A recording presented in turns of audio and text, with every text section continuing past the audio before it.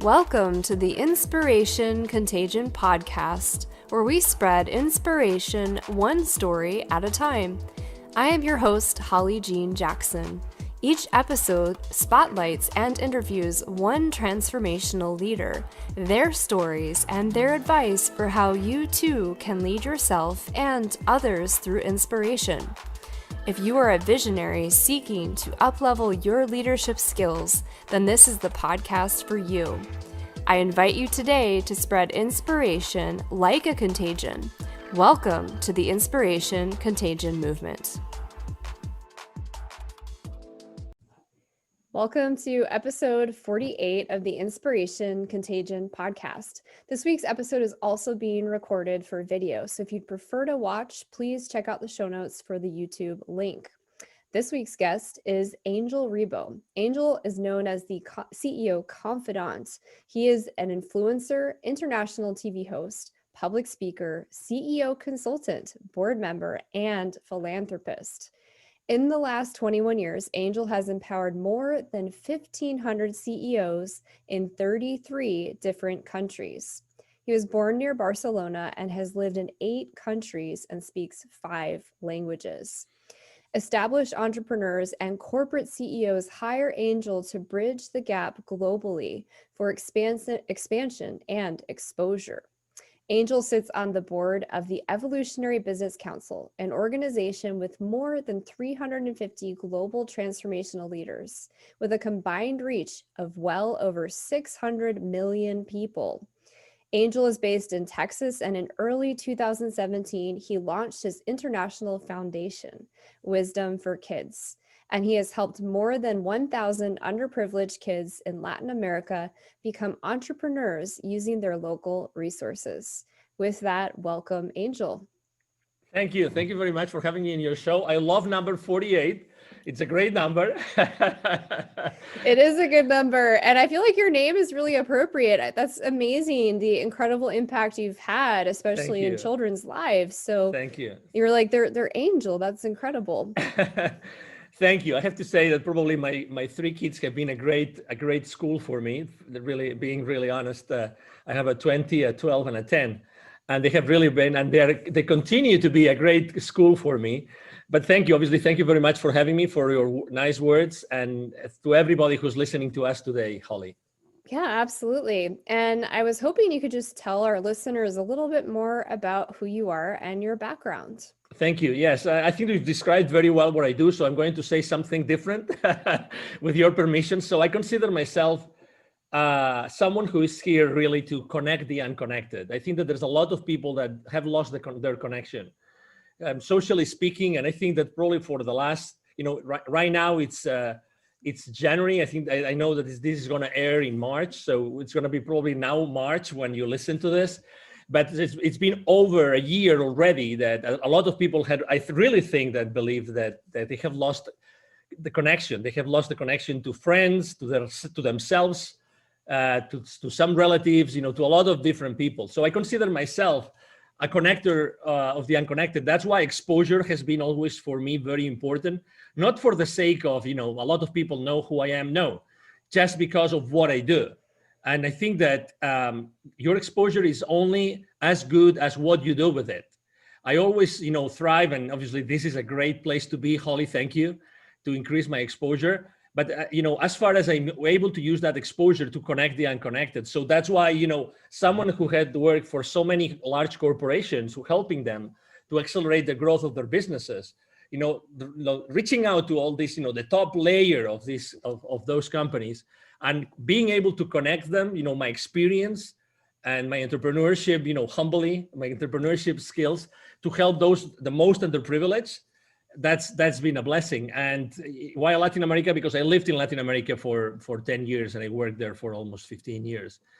And we're talking about just there, like 81 million kids that were in poverty there in 2012. So that's basically me. I think that connecting the unconnected is a very nice way I like to explain, to explain what I do in this world. I love that. And I have to say personally, this past year, while face-to-face connection has been much lower, I have never felt more connected to people in the world than this past year. I have met through my podcast and through just LinkedIn, just connections, more people that I've become close friends with or collaborators with than I have in years or decades. But I like what you're saying. There are people that are very disconnected right now. They might not have access to technology, and that's extremely difficult to navigate during COVID. So I'm glad to hear that you're working with people to connect them. Yes, thank you. And as you know, my work is done. I'm mostly on LinkedIn, and I'm all on all social media outlets. But I'm there, and because I really like to link myself and my business and my purpose and my inspiration with people. And when I was talking to our volunteers in the field, our Wisdom for Kids volunteer, which is my international foundation, throughout this year, I mean, they were all saying the same thing. We can't see the kids. We can't see the kids. We've lost that possibility to be around them because obviously of all the restrictions that are now in place. And we can't wait to see them again. We can't wait to be there with them, to inspire them, to help them become entrepreneurs, to help them be better people in their lives, to be, these change makers in their communities. Which is at the end of the day, entrepreneur is someone that really changes their community. And you very well said that. Now we are really blessed because we have been able to increase our connections throughout this time, probably because we said, okay, so regardless of what's happening around us, that's what we stand up for. That's what we are here to do, and we're gonna do it no matter what. And it's awesome because probably that's made many of us to bloom and to go for strategies that maybe we didn't think of before. So I think it's a great time that we're living. Yeah, absolutely. It's definitely a super interesting time to be alive. It's kind of like this big experiment that we're not really sure how it's going to end up, but that's the whole point. So, Angel, I always like to ask everyone who comes on the show, what makes you such an inspirational leader? Or in other words, what's your secret sauce? Well, thank you. Thank you for saying that. I would say that my inspiration comes from really my essence, and it comes from what I do every single day, right? It comes from what I say to every single podcast host, or what I say to my employees or to my family members every single day. I think that I have been blessed of having a great life and working internationally in so many countries and doing so many things. And I think that everything that I had to learn from all those cultures and from all the people I've been dealing with, I mean, behind all those 1,500 companies and business leaders, there's obviously a lot of teams of a lot of people. There's a lot of people in my own teams throughout my life that have helped me to do that. So I think that it's my experience in my life that has allowed me to be who I am, and being able to make decisions, important decisions in difficult times in my life. I think that everything has made me someone unique. But let me tell you something. I don't think that I'm more unique than anybody else that is listening to us. Maybe the only difference is that, I have taken action and you have taken action. My favorite mantra is take imperfect action now. Take imperfect action now.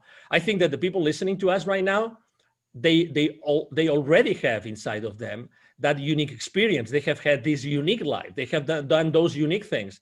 And there's a lot of people out there that they need their inspiration. They need their experience. They need their expertise and their knowledge. It's up to them if they take action or not. So again, I think that we all can inspire someone. I always think that every time I'm on an interview, there's someone that is going to listen to this, conversation between Holly and myself, and we'll learn something. And just if there's only one person today that likes the message and likes what we're talking about, oh my God, that's amazing, because we've been able to change the life of that person forever. That's the beauty of having those conversations. And that's why I think that having conversations is so important. Let me add something that I just saw this morning on LinkedIn. As you know, the consumption of podcast content has increased dramatically since last year. Well, when as you said it very well, when this experiment started, right? So, and the headline was something like, podcast, is not the right way to make money. That was literally, and it was the number one news on LinkedIn this morning. I think it was this morning or yesterday. And I was thinking to myself, yes, but I think that you're missing the point here, which is, what about the inspiration? What about those lives that all these podcast hosts and shows, are being exposed to, all these people that are listening to those conversations, and they might take action after listening to all those conversations. So so then the question is, how do you measure wealth?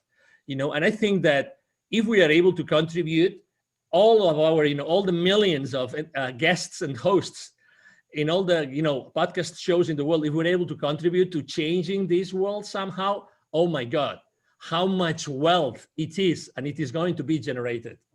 Yeah, that's really an interesting perspective. And I mean, I agree. I think it's difficult to monetize a podcast unless you're in the top, 50 or 100 of Apple Podcasts, and that's very difficult to do. But I think podcasts are really powerful for movements and for helping people take action. So like you were saying earlier, there's the inspiration, and then the only difference between success or hitting that inspirational idea is the people that take action and the people that don't. So there's the inspiration coupled with the motivation, which is the movement and taking action towards accomplishing that goal. And so I think what podcasts do, especially ones with leadership and tangible things that people can do and stories that people can relate to, help us build that movement and help those people start to take action because they can see themselves in that story. Exactly, and you don't know where that action is gonna go. I mean, again, if I had to count all the lives of people that both with my business and with my nonprofit we have touched, what are going to be the consequences? What is going to be the ripple effect, right? So I think that again, we are a very materialistic society, and it's good. I mean, obviously there are millions of people that rely on we buying their products, and I understand it, and it's good. But at the same time, I think, how much is happiness worth? How much is inspiration worth? How much is a good message worth? How much is peace of mind worth? How many people don't really want to wake up in the morning? How many people, I mean, you've probably seen this. I mean, it's not in mainstream media, and I don't have anything against them, obviously, but how many people, I mean, what about the depressions? What about the suicide rates? What about all those mental health diseases that have increased so much for the last 12 to 14 months? Nobody's talking about them. And it's a reality. I really believe that there's a lot of people in need, both business and so professional and personal wise. And we are here to help them, and we are here to inspire them. I really think that there's some healing behind what we do every single day, Holly. Yeah, absolutely. I think what you're describing too is, social wealth and having those connections, having that inspiration. I know for me, when I'm interviewing people, it's inspiring. It gives you kind of these new insights and new perspectives and provides a lot of value. So since you're describing how it's more than just tangible physical wealth and capital where you're buying physical things, how would you define success for yourself today, and how did you arrive at that definition? Well, to be honest, for me, success is to be able to be excited and passionate, to wake up in the morning, to have a wonderful place of peace of mind, and throughout the day, to be able to experience fully my life with my friends, with my coworkers, with my team, with my family members. This is for me wealth, to be honest, to have this absolute, peace of mind in which I can really thrive every single day without having to worry about anything. That's for me wealth, total wealth. I've made a lot of money throughout my life. I've had great jobs. I've been able to close great deals, you name it, as millions of people in the world. But at the end of the day, nothing compares to this happiness. Nothing compares to being yourself and being able to do whatever you want. Right now, both you and me, we could be doing something else, but we chose to be here. We chose to be, an inspiration contagion. That's what we chose to do. And we do it really, because we really believe in the mission that we have behind us. And that's more important. So I'm able to do this because, I really believe I'm wealthy because I'm able to do this. I'm able to set up this appointment with you and have this conversation with you. And really being able to choose every single moment in my life to choose what I'm going to do with it, what I'm going to do with my time. That's real wealth for me. Yeah, I love that. And I guess my follow-up question to that would be for people that might be listening and they're saying to themselves, great, but it kind of requires some of that actual cash wealth in order for me to have the freedom to choose and select how I spend my time. So I would share with them first, and then I'll have you respond. I find that it's really important when we don't have that external validation of, income. We haven't hit the, goal that we're trying to achieve. We haven't hit the next level in corporate America, whatever that next goal is. It's so important that we choose in the moment to be happy. We can choose to have a good perspective and enjoy the journey. But I also want to hear what you would say to people that are still struggling financially, and so they don't have as much freedom to make those choices. Number one, I've been there. Okay, believe it or not, I've been there. I've been struggling financially myself. So that's the first thing. Second thing, I know a lot of people that have been struggling financially, a lot, like a lot. And guess what? Guess what? You will always survive. You always thrive. You always eventually go back to a place of safety. So you have a choice. You have a choice right now. Okay, so keep on digging, keep on focusing on that you don't have, or focusing on what you already have, and focusing on those thoughts, those memories where you already were thriving and you were happy and you had everything that you wanted. You know, get really stuck on those thoughts as opposed to what you're feeling that could happen, what you are, fearing or fearful of what might happen in the future, right? So the reality is that, there's something in this dimension that we live, whatever you want to call it, okay, that has our back.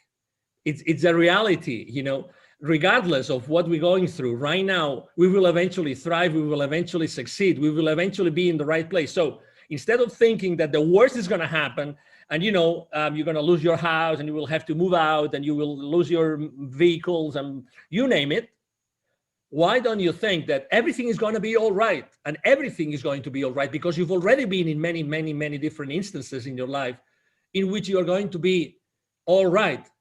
So, I myself believe that at some point, I mean, I don't believe that when we die, everything is done and terminated and there's nothing after that. I don't believe that. I personally think that, we decided at some point of our existence to come back here. It was our choice. It was my choice to decide to come here. And you know what? I chose to come because there was something that I was going to leave, that it was going to be maybe not something that I really liked, but I was going to be able to thrive and to go through it. It doesn't matter. So I heard someone said one time, that you are only the things that are thrown at you are only thrown at you because you are able to cope with them. Because you are able to cope with them. Obviously, we always have free will to accept them or not, right? But we always can cope with them. So it's just, it's just an exercise. It's just an experiment, how we deal with them. But we have this choice. So my advice, if I may, to you would be, embrace that choice, embrace that challenge, and try focus your energy completely of going out of that place where you are now. And you will, because you have always succeeded in doing it. Really, I mean, I know it's difficult. I know there's a lot of fear out there. There's a lot of uncertainty. Regardless, you will make it happen. You will succeed. You will really, really, really go to the other side of the tunnel that you might think that you are in right now. Yeah, I love that. And I have a lot of clients this past year and from 2020 that had so many challenges personally, professionally, spiritually, mentally, like you name it. And I'm sure you have the same experience, Angel. And I just keep reminding them, like, okay, well, what are you learning right now during these challenges? And okay, cool. So from that lesson, how can you apply that to helping your customers? Because they're probably going through the same thing. And that's where the light bulb starts going off is, oh, well, wait a second, this isn't happening to me. It's probably happening for me, which is really difficult when you're in the middle of a challenge or an obstacle to see the silver lining or the lesson behind it. But it is really an important shift in perspective. And I also like the reminder of not focusing on the fear and not going down the should have, could have, what if train, and instead focusing on what you're grateful for today. Those are really, really great pointers. Yes. And, obviously what's happening right now in the world is global, right? It's 7.5 billion people going through the same thing, right? At certain different levels of restrictions, different levels of, lifestyles. I mean, but it's happening globally. So you are one of the heroes, literally, you're one of the heroes that have been given the chance to live this. And some people might say right now, oh my God, Angel is crazy. It's crazy. We are heroes and we're living this, and this virus and these vaccines and these restrictions and so many business owners shutting down their businesses and everything. Well, believe it or not, we are being given this. What do we do? You said it very well. It's happening for us. So this is an opportunity for us to think differently about how to deal with our lives, with our professional careers, and with our clients, and with everybody around us. Really, this is a blessing. This is a blessing. It doesn't look like it's a blessing because, again, I think that, and we haven't mentioned this today, but I think that we have to recover our power and our energy. Don't pay so much attention to what's going on around you. Don't go really, because if you want to be X number of hours in front of your TV set and listening to news or reading to news on social media, it's up to you. You can do it, but don't allow that to take the power, your personal power, away from you. It's you. Nobody should be taking that power away. And that power you can use for whatever you want in your life. You can still create wonderful things. You can still, try to focus on, those videos, those pictures, those photos from those trips, all those things that really inspire you and take you to this very nice place, mentally and intellectually. Do that instead. But again, recover your own power. Recover your own power. Don't allow anybody, nor any institution, nobody, to take that power away from you. It's extremely important. And it's still, of course, and that's one of the mistakes I made when I started my entrepreneurial career, is ask for help. Ask for help. If you think that someone can help you because you are struggling, hey, there's nothing that's going to recover. It's going to give you back your time, the time lost. Have someone help you. Have someone help you in that journey. Someone from the outside that might be able to help you, to give you some clues, so you go back to a place where you feel much comfortable and you feel that you are thriving back again. Ask for help. We all have money. We are fearful of losing all of our money. Of course, we've been for years saving it. I'm there with you, but still, time doesn't come back. So use your time wisely and use your resources wisely to go back on track, and use your time, wisely. Yeah, that's a good point. And I think a lot of people think that they're failures when they ask for support or they ask for help. And I know even a lot of business owners that have struggled from this past year, from the pandemic and from all of the shutdowns and the economic impacts. And there's so much shame when they come to you to ask for help. And so I also just want to remind people, if you're listening and you are in need of support or help, there is no shame in that. I mean, obviously you want to ask the right people. You want to find somebody you trust, somebody who is doing well in the area that you need help in, whether that's a mentor, a coach, a class, whatever that is. But be careful who you ask for help from, especially if you're feeling really shameful around doing that. Yeah. I agree. And again, don't be so hard on yourself. I mean, you are so right on the shame thing. So right.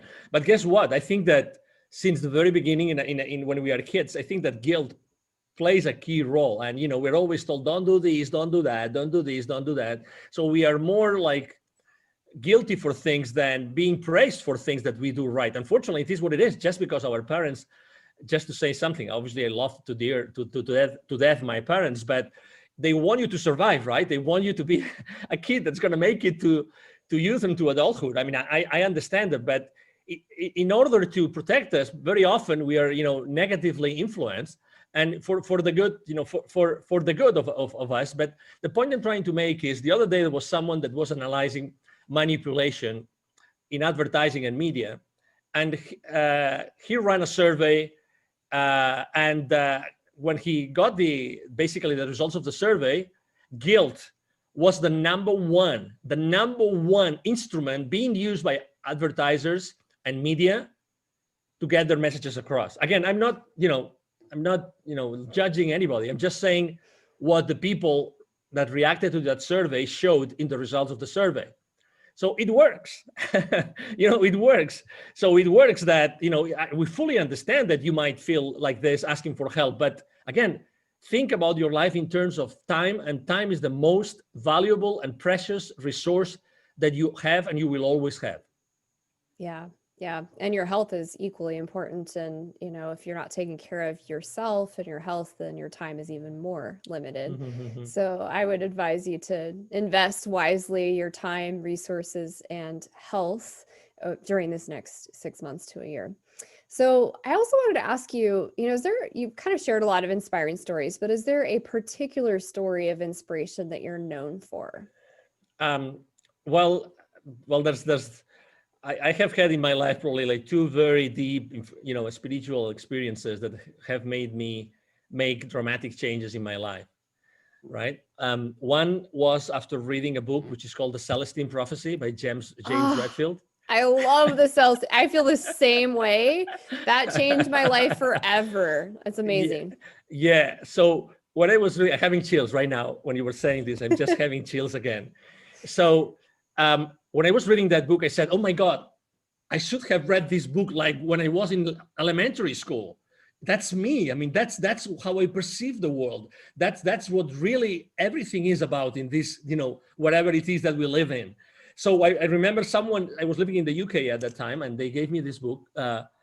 And I finished reading that book, and I was in a specific place. It was in a holiday resort in Cuba, the second in a villa, a very nice place, blah, blah, blah, whatever. But when I finished reading that book, I turned the page and I had this incredible rush of energy for the first time in my life. And I didn't know what it was, but everything that I had read in that book, I mean, for the ones that haven't read it, it's about, a series of scrolls from the Amazonian forest of Peru, and, amazing things about those scrolls. And it's just amazing the way it's being explained. James Redfield is a genius. So when I finished reading that, I said, oh my God, I have to do something with my life. And I decided at that point, it was February, beginning of March in 2001, I had to move from Europe to Latin America. I went back to Europe, and all my bosses said, you're crazy. You want to go to Latin America? Really? You mean you want to go from London? Great position, great future, great career, great salary, everything. You want to go to the third world country? You're crazy. And I said, yes, why not? Why not? Oh my God, my life changed forever. And that was the first time. And again, it was a book.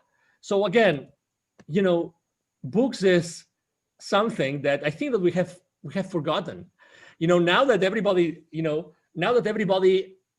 is trying to say, no, anything is justifiable, and you can find anything on any website, and that is supposed to be truth just because it's on a website.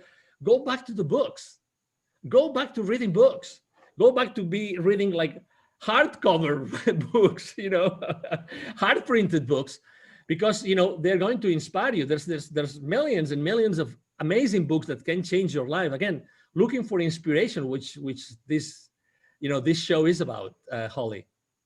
Oh my gosh, I could talk for days about the Celestine Prophecy. One of my favorite words is serendipity. And in the Celestine Prophecy, one of the first scrolls that they discover and they teach about through this story is coincidences, and how when we run across somebody a couple times, or we experience deja vu, or something's really serendipitous, a happy accident, it means something. It means we should be paying more attention to that. And so ever since I read that book, which I was in my early 20s when I read that, if I run into somebody multiple times, the third time or second time I run into them, I'm like, hey, I think we're supposed to connect about something. Is there something you wanted to share with me? And every time I do that, there's some profound thing. And they're like, how did you know? It's incredible. It's like these simple things. And totally. Yeah, that's one of the first books that I read that transformed my life and really defined a lot of things for me spiritually as well. So I'm glad you brought that up. Oh yeah, and again, it's a fiction book, but with a very strong, solid message. And there are more books out there, but this one, I mean, it's just the one I remember in my childhood. Maybe another one that I don't know if I will be able to translate it the name in Spanish. It's from Richard Bach. Richard Bach. Excuse me, into English. The name of the is Johann Sebastian Siegel. That's the name of Yeah, the. I have read that. Okay, good, good, good, good. You see? Yeah. And well, let me tell you, by the way, to the audience, Holly and I, it's the first time ever we speak just a few minutes before this show.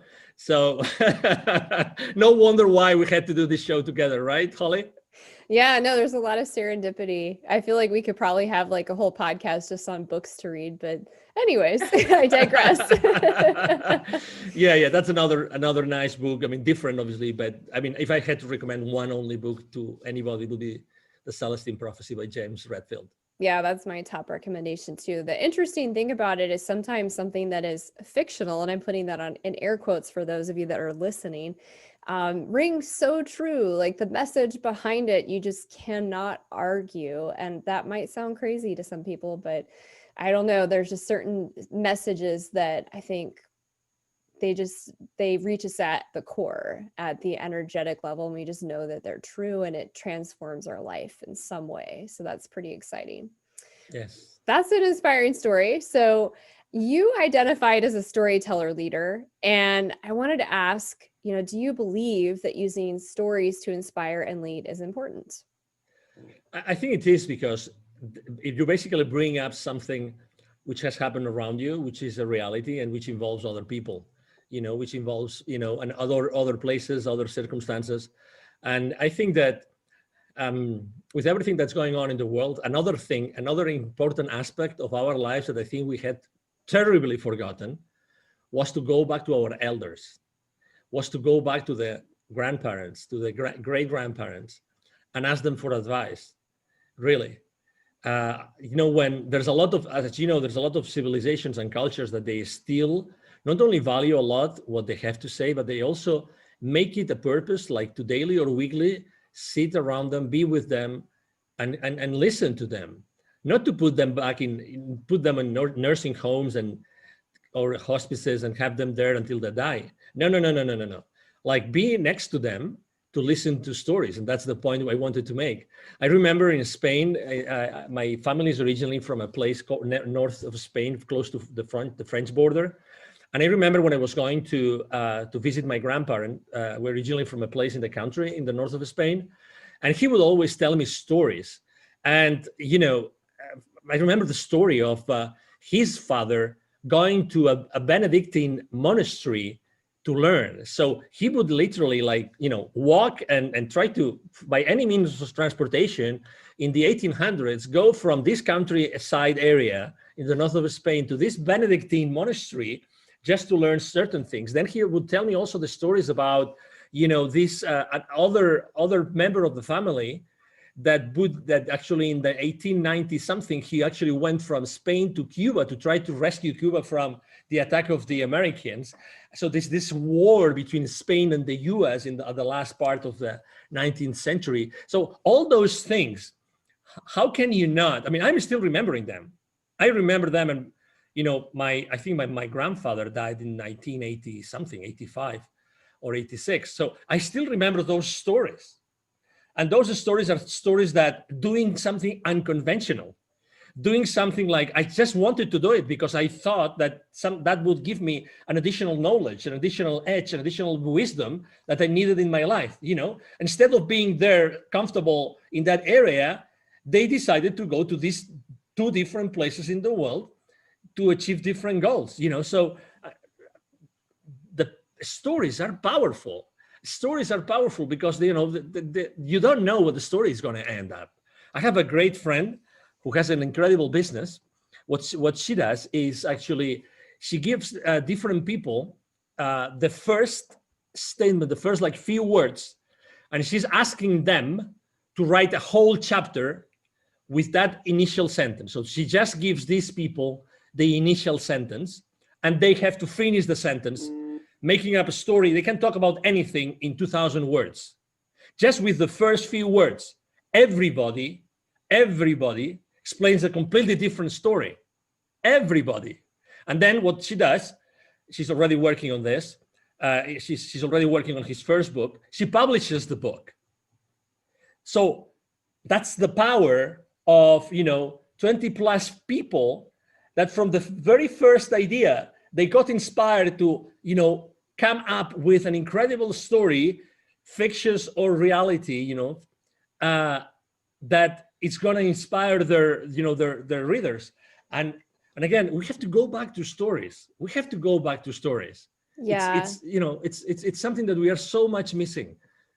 Well, and I think that's why podcasting has become so popular, is because if you go back to caveman times, we had more long form dialogue. And because we're so disconnected from this experience of the pandemic, people are being drawn to the long form discussions, which is what podcasting is really about.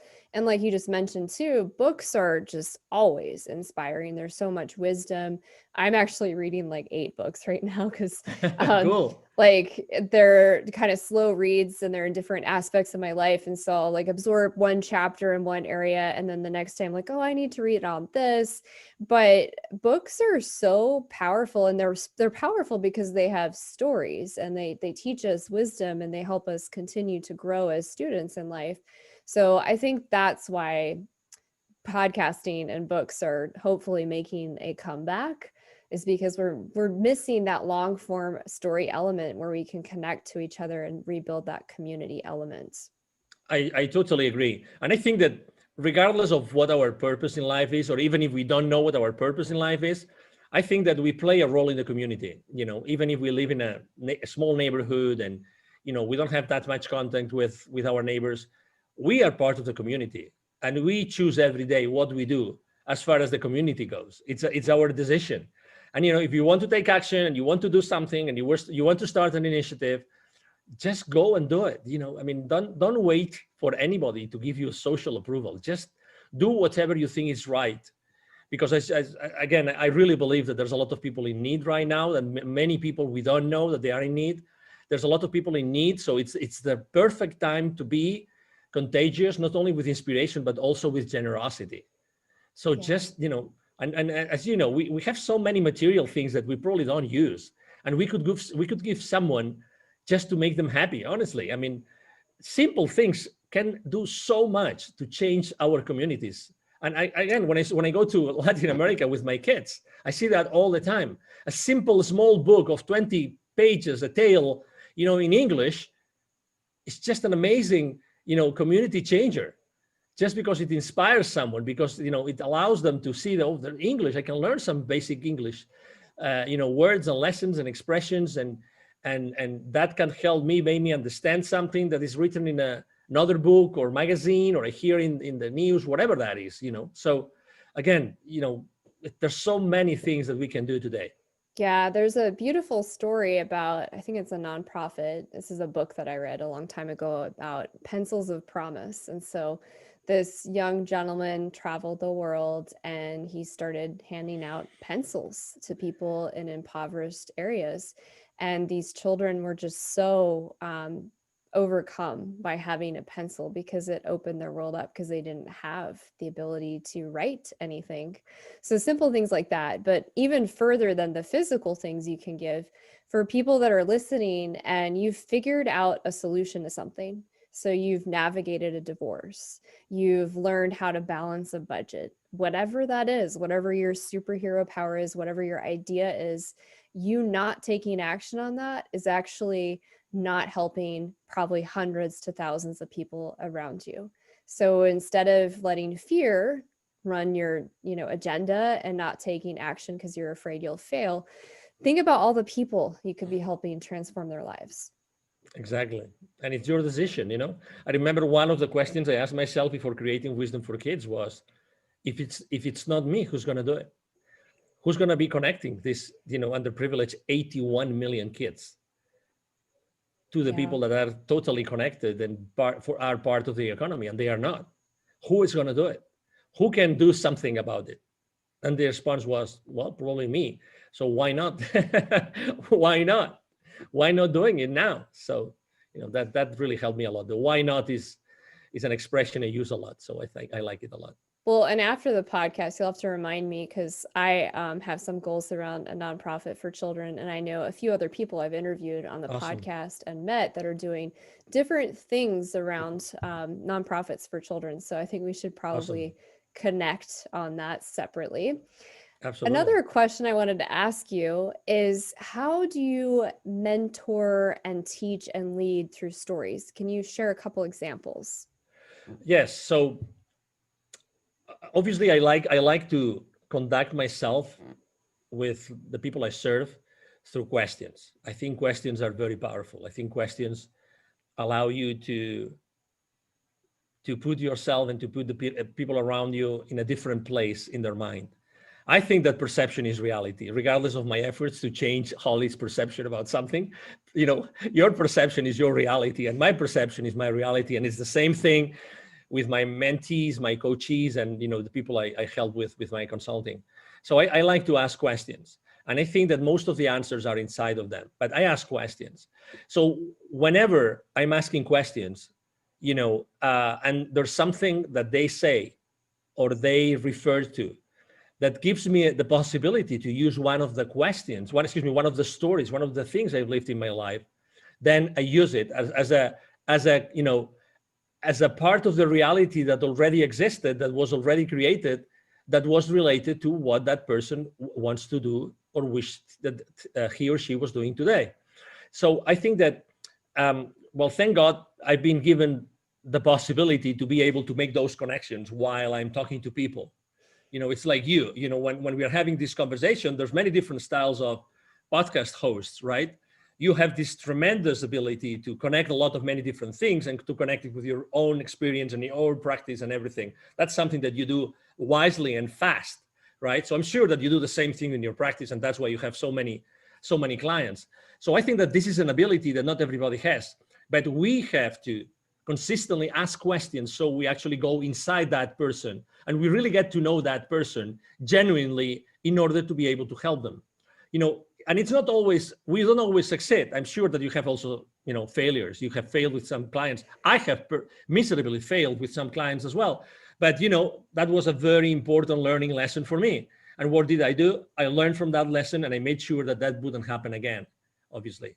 So again, I think that the best way to use the stories is to use them in the context that relate directly to those issues and to those challenges that the people you're working with are going through at that point in time. I think that's the best way, because unless you listen to them and you make what you do relatable to them, they're going to disconnect, disengage, and what is your role there? There's no point, right? Yeah, it's really important, like you were just saying, to really understand your audience, whether that's one-to-one with a coaching situation, mentor situation, even a family member, or if you're writing a blog, knowing your audience and what they're experiencing right now. For business owners that are listening today and they're trying to upscale, up-level their leadership skills in this area, listen to your clients. What is the consistent theme that you're hearing? Write a blog on that, do a video posting on that, and share a story that might help them shift their perspective. Like you said, you can't force someone to shift their perspective, but you can use stories so that they can see themselves in that story and perhaps shift their perspective to a more positive standpoint versus fear-based. Yes, and a good example is, for instance, I post on LinkedIn every single day. And you would say, well, you post on LinkedIn, maybe you post about business every single day. No way. Actually, I support every single podcast host that is, that is willing enough and good enough and generous enough with me to interview me. I also support a lot of authors with their books. I love to support them. Obviously, I support heavily my clients, but I always make this balance of business related posts with personal related posts. Because as you very well said, I have to talk to my audience and what they are going through. Probably one of the subject matters that I wrote the most last year, it wasn't about working remote. It wasn't about working from home. It was building bridges. In 2020, it was building bridges, and the second most frequent subject matter on my post was give me a break. Give me a break. Those were the two most important things. Are they related to business? Well, obviously, who didn't want a break last year? You tell me. Who didn't want a break? I think I posted in a couple of months, I posted 5 times about giving me a break from different perspectives. Who doesn't need a break? Who hasn't thought at some point, I would love to wake up in the morning tomorrow and the news are totally different. They're totally changed. Something happened in the world, in the split of a second, in the snap of a finger, something happened that, everything is going back to normal, right? So that's why I think that it's very important, to your point, to listen to your audience, to be very specific about your audience, and to talk to them consistently. Well, and I love that you're also recognizing, because you're in the business space, how important it is to talk to your audience about the personal side, because how we do one thing is how we do everything. And so business owners are people. And guess what? This past year, they had a lot of personal challenges. So I love that you were talking to them about give me a break, because yes, let's be real. I would love if anybody's listening to this that did not need a break in 2021 and 2020, please send me an email, because I'd love to hear your story, because that's just hard for me to fathom at this point.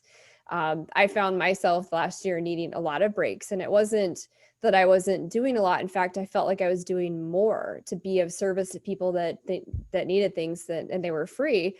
And then also to pivot so much in my business because of everything that happened economically.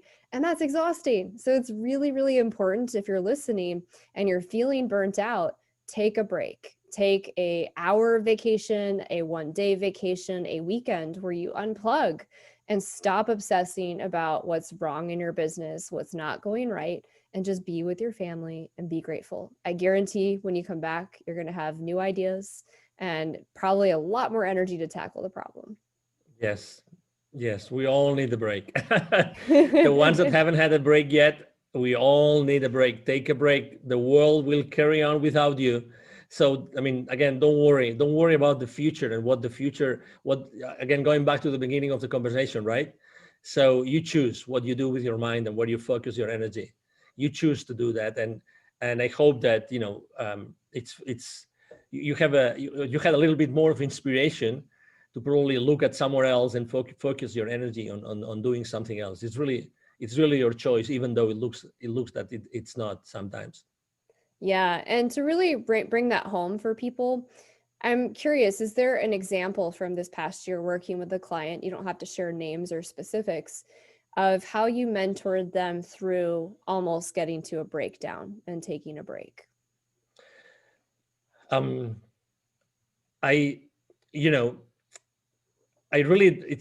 It's difficult to allow someone to get to that place where, they were close to a breakdown, so I knew that things were going to happen. The most traumatic moment in my life was probably my first divorce.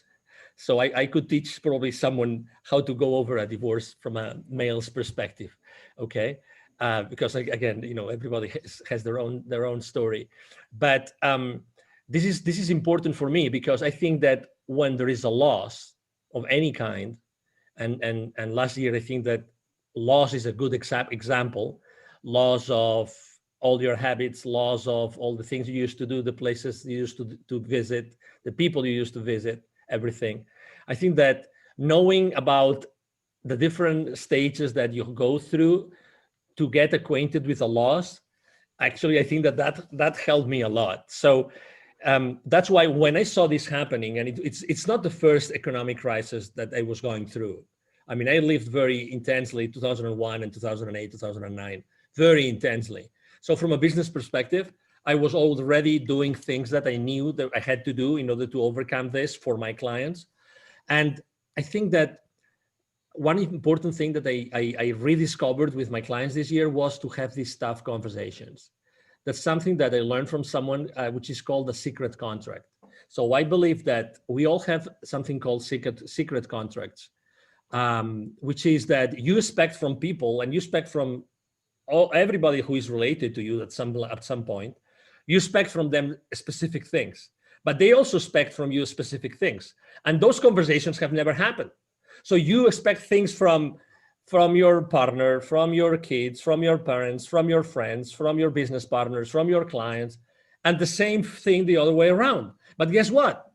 Those expectations have never been substantiated, right, on a conversation. You've never had those conversations. So in this moment, in which in that moment last year, in which our minds were going so fast, spinning, spinning. I think that having those conversations and say, okay, calm down, let's collect ourselves, and let's talk about this. So what are the options? What's going to happen? What might happen? What we don't know that might happen. Okay, so there's all these things being said. We're being told all those things, but what is really going to happen? What is uncertain? What is certain? And then help them navigate in that environment of certainty versus uncertainty. And again, okay, we're losing specific things, but it's also the time to gain other things, to bridge the gap, to do other things that probably we didn't have time to do before. Okay, so in this reset that's going on, what else can we do that we were not able to do before? So I think that, answering to your question, I was able, or I had to focus or refocus my clients' goals, objectives, minds into what was really important for them, so I could help them better see what the path, what the journey was going to be moving forward. And I think that helped me a lot. Yeah. And that's a great reminder is when we have these secret contracts and these expectations, oftentimes we are left disappointed and frustrated and in fear because that contract has been broken. And in our mind, it's this sacred contract that we've never spoken out loud. So I imagine a lot of people, especially people that are sheltering in place at home with kids, and maybe their relationship was already a little rocky.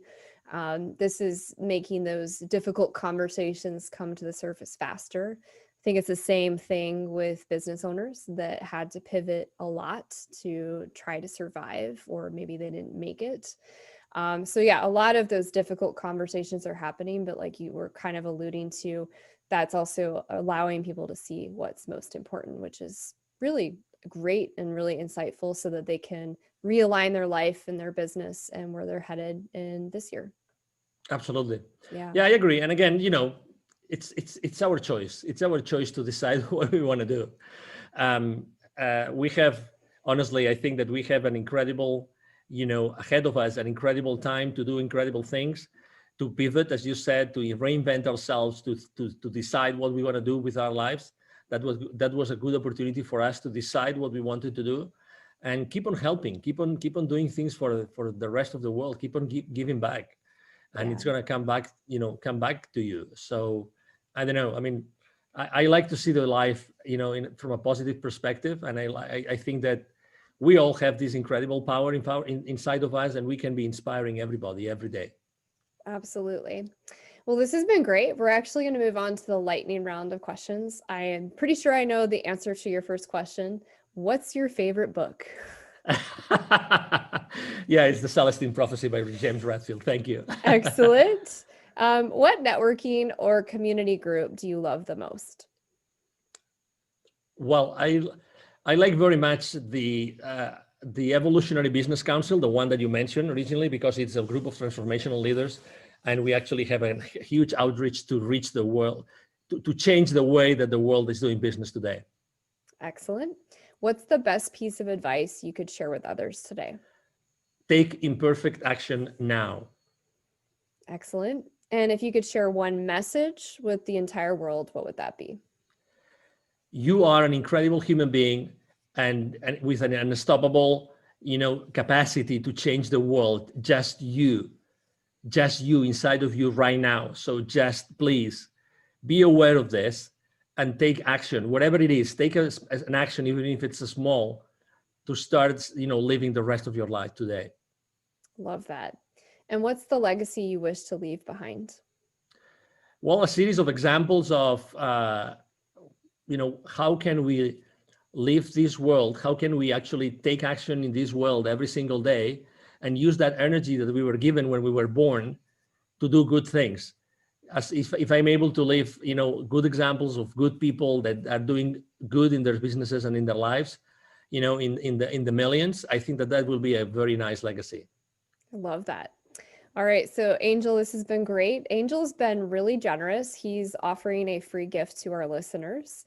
He has a free 15-minute business consultation. To get that, just go to his LinkedIn page, and that will be in the show notes, the link for that. And you can use the calendar link there to book some time with him. Absolutely. And I don't know about you, but he's pretty inspiring. He's got some pretty good information, so you should check that out. I will also have a link to his website and other social media handles as well in the show notes. Anything else you'd like to add, Angel? No, just thank you very much for allowing me to be here. Thank you to everybody listening to us today. And if I may just share the email address with everybody. You said very well that I am on LinkedIn, very active on LinkedIn every single day. If you want to reach out to me directly, just send me an email. It's very easy. It's angel@angelribo.com. Ribo is my last name, spelled like R-I-B as in boy O. Again, angel@angelribo.com. And I will be very, very glad to respond to your email. I respond, either my team or myself, we will respond to your email. And again, thank you for the opportunity to serve you today. Excellent.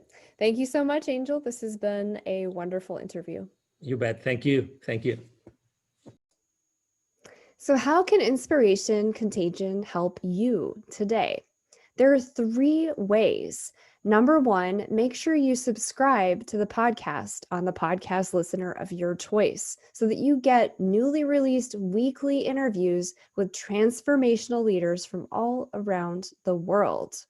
They're going to provide practical, actionable tips for you that you can take and implement today.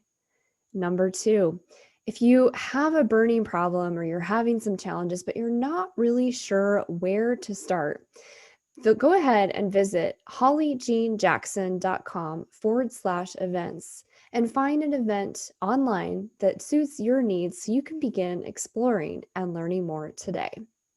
Number 3, if you have a specific issue or challenge you're facing today, a burning issue that you need to resolve right now. Perhaps you're trying to build your guilt-free business.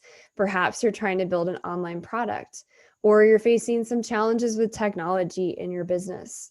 You're trying to scale to that next level. Regardless of what the challenge is, go to hollyjeanjackson.com and then visit the services section and schedule an appointment. I'd love to offer my listeners a complimentary coaching call so we can figure out and get to the bottom of your problem and explore if coaching is a good fit for you. Those are the 3 ways Inspiration Contagion can help you today. Remember, nothing changes without action, so be sure to take action today.